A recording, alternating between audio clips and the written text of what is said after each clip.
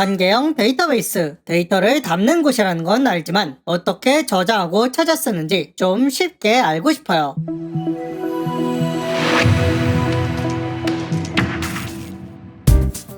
안녕하세요. 코딩 상식을 짧고 쉽게 알려드리는 니모입니다.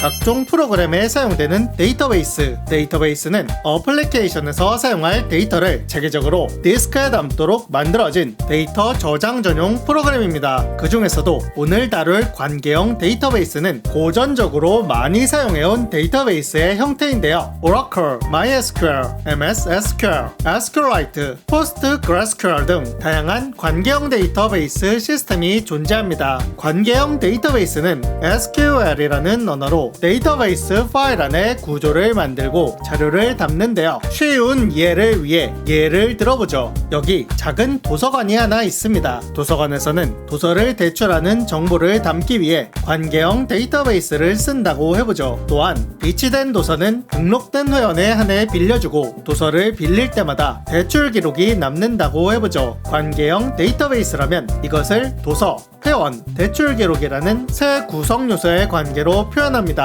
이때 이 세 가지는 데이터베이스 안에서 테이블이라는 이름으로 각각 관리하게 되는데요. 테이블은 일관적인 특징을 가진 중복되지 않는 데이터를 담기 위한 하나의 데이터 집합으로 보시면 됩니다. 이제 테이블에 데이터를 담을 텐데요. 회원이라면 개인별로 상세 데이터가 하나씩 담길 것이고, 도서라면 도서별, 대출 기록 역시 기록별로 별개의 데이터라고 볼 수 있죠. 이 하나하나의 데이터를 레코드, 즉 기록이라는 이름으로 부릅니다. 튜플이나 로우라는 이름으로 부르기도 합니다. 같은 의미입니다. 레코드는 여러 가지 속성으로 이루어져 있습니다. 회원 정보라면 이름이나 주민등록번호, 주소나 전화번호 등이 하나하나의 속성으로 관리되는 것이죠. 속성은 컬럼이라는 이름으로 부르기도 합니다. 속성에는 데이터 타입을 지정할 수 있는데 이를 도메인이라고 부릅니다. 문자형, 정수형, 실수형 등 표현되는 값의 형식에 따라 다양한 도메인을 지원합니다. 테이블에서 특정한 레코드의 내용을 찾기 위해서는 컬럼의 내용을 기준으로 찾게 되는데요. 이때 레코드를 서로 구분하는 기준이 되는 컬럼을 프라이머리 키라는 이름으로 지정하게 됩니다. 이렇게 컬럼의 기능을 한정시키는 것을 constraint, 우리말로 제약이라고 합니다. 프라이머리 키의 내용은 다른 레코드와 중복될 수 없으며 또한 이어있을 수 없다는 특징이 있습니다. 회원 정보라면 중복이 일어날 수 없고 모든 사람이 가지고 있는 주민등록 번호 등이 제일 적합하겠네요. 또한 레코드를 검색하는 기준이 되기 때문에 빠른 검색을 위해 내부적으로 인덱싱이라는 작업을 하게 됩니다. 인덱싱은 책의 내용을 찾기 위해 색인을 넣는 것처럼 테이블에 레코드를 찾기 위해 색인을 만들어두는 것을 말합니다.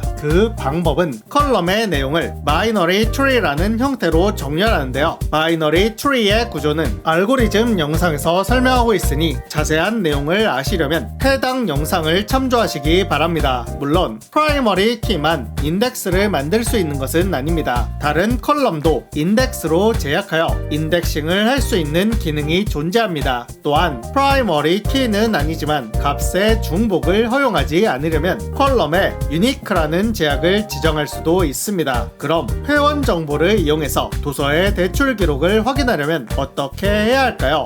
회원 정보에는 주민등록 번호가 있고 도서 정보에는 도서의 고유 번호가 있다고 합시다. 한 사람이 여러 권의 도서를 빌릴 수도 있고 여러 사람이 하나의 도서를 순차적으로 빌려갈 수도 있기 때문에 다대다의 관계를 이룰 수 있겠죠. 따라서 이를 연결해주는 대출 기록 테이블에는 주민등록번호와 도서의 고유 번호를 연결한 후 대출 및 반납일자를 기록해두면 됩니다. 이때 두 테이블의 프라이머리 키를 저장하는 컬럼은 포린 키라는 제약을 걸어야 합니다. 데이터베이스 내에서 테이블 간의 관계를 표시하기 위한 방법이죠. 일대다의 관계라면 한쪽은 프라이머리 키, 한쪽은 포린 키로 지정해주고 다대다의 관계라면 앞에 예시처럼 중간에 보조적인 테이블을 두고 포린 키를 두어 연결해주면 됩니다. 이번 영상에서는 데이터베이스 내에 구조와 제약 조건을 거는 스키마를 설계하는 방법을 알아보았습니다. 있습니다. 그럼 이렇게 만들어진 테이블은 어떻게 사용하게 될까요?